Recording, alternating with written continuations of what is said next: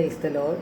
സ്നേഹമുള്ളവരെ, വിശുദ്ധ മത്തായിയുടെ സുവിശേഷം 4:4 ലൂക്കായുടെ സുവിശേഷം 4:4 യേശു പറയുന്നുണ്ട്, മനുഷ്യൻ അപ്പം കൊണ്ട് മാത്രമല്ല ദൈവത്തിൻ്റെ നാവിൽ നിന്ന് പുറപ്പെടുന്ന ഓരോ വാക്കുകൊണ്ടുമാണ് ജീവിക്കുന്നത് എന്ന് എഴുതപ്പെട്ടിരിക്കുന്നു.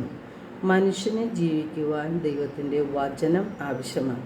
യോഹന്നാൻ 6:63 യേശു പറയുന്നുണ്ട്, ആത്മാവാണ് ജീവൻ നൽകുന്നത്, ശരീരം ഒന്നിനും ഉപകരിക്കുന്നില്ല.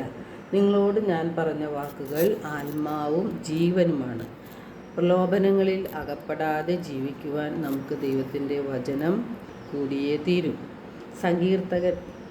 സങ്കീർത്തനങ്ങൾ 119:130 തിരുവചനം പറയുന്നു, അങ്ങയുടെ വചനത്തിൻ്റെ ചുരുളഴിയുമ്പോൾ പ്രകാശം പരക്കുന്നു, എളിയവർക്ക് അത് അറിവ് പകരുന്നു.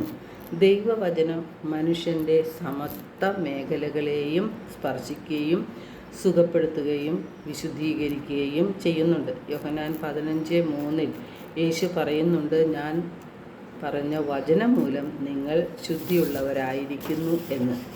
സങ്കീർത്തനങ്ങൾ 119:11 സങ്കീർത്തകൻ പറയുകയാണ്, അങ്ങയ്ക്കെതിരെ പാപം ചെയ്യാതിരിക്കേണ്ടതിന് അങ്ങയുടെ വചനം ഞാൻ എൻ്റെ ഹൃദയത്തിൽ സൂക്ഷിച്ചിരിക്കുന്നു എന്ന്.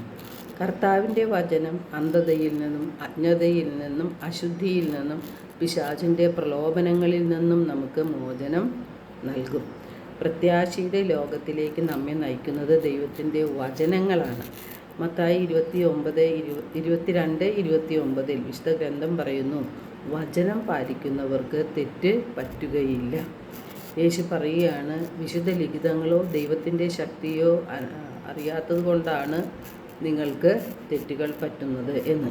ദൈവത്തിൻ്റെ വചനം ഹൃദയത്തിൽ സൂക്ഷിച്ച് അതനുസരിച്ച് ജീവിച്ചാൽ നമുക്ക് വിശുദ്ധി നേടാനായിട്ട്, നമ്മുടെ ആത്മാക്കളെ രക്ഷിക്കുവാനായിട്ട് നമുക്ക് സാധിക്കും.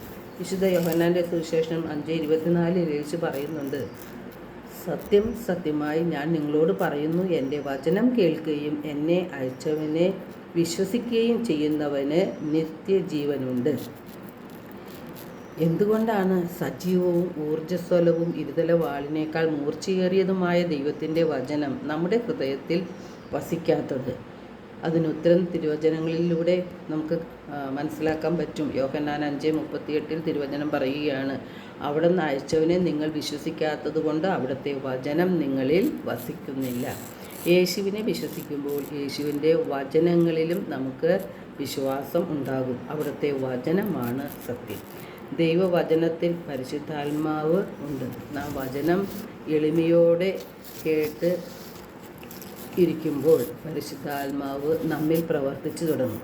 നാം പലപ്പോഴും ചിന്തിക്കുന്നത് സമ്പത്തും സ്ഥാനമാനങ്ങളും സുഖസൗകര്യങ്ങളും മനുഷ്യജീവിതത്തെ സന്തോഷവും സമാധാനപൂർണ്ണമാക്കും എന്നാണ്. എന്നാൽ ഇവയെല്ലാം നശ്വരങ്ങളാണ്. നമ്മുടെ സമ്പത്തും ആരോഗ്യവും സ്ഥാനമാനങ്ങളും സുഹൃത്തുക്കളുമെല്ലാം ഇന്നല്ലെങ്കിൽ നാളെ നമ്മിൽ നിന്ന് നഷ്ടമാകും. അവയൊന്നും ശാശ്വതമല്ല. ശാശ്വതമായതും സത്യവുമായ ദൈവം മാത്രമാണ്. ഈ ദൈവത്തെ സ്വന്തമാക്കാനാണ് നാം നിരന്തരം പരിശ്രമിക്കേണ്ടത്. നമ്മുടെ ദൈവം ജീവിക്കുന്ന ദൈവമാണ്. ദൈവം നമ്മുടെ ഇടയിൽ വസിക്കുന്നുണ്ട്. സമ്പത്തും സ്ഥാനമാനങ്ങളും ലോകത്തിൻ്റെ കയ്യടിയും നേടിയെടുക്കുവാനുള്ള പ്രലോഭനം ഉണ്ടാക്കുന്നത് ദുഷ്ടാരൂപിയാണ്.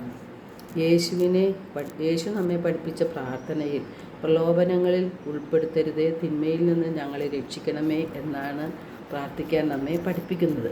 പ്രഭാഷകൻ 5:1 തിരുവചനം പറയുന്നു, സമ്പത്തിൽ ആശ്രയിക്കരുത്, കർത്താവിങ്കിലേക്ക് തിരിയാൻ വൈകരുത്, നാളെ നാളെ എന്ന് നീട്ടിവെക്കുകയും അരുത്.